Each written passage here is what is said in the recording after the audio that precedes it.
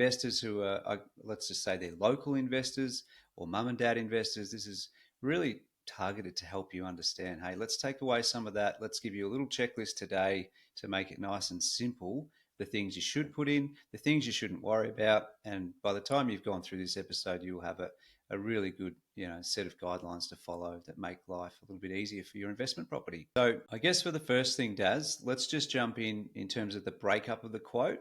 Let's talk about what we're going to cover is things around what a quote should have, talk a bit about the design, we'll highlight the items that are essential. We'll also touch on some that are maybe premium. If you've got a bit of room in your budget, there's a few more things that we would recommend to add in, and let's go from there. So what do you want to kick off with first, Daz? But I guess if you look at the design itself, is probably a great starting point.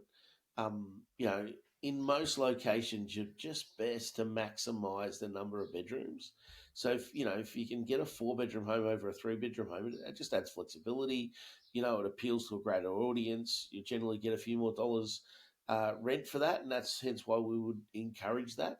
Um, Again, I guess a simple rule for you is to stick to cosmetic changes, not structural changes.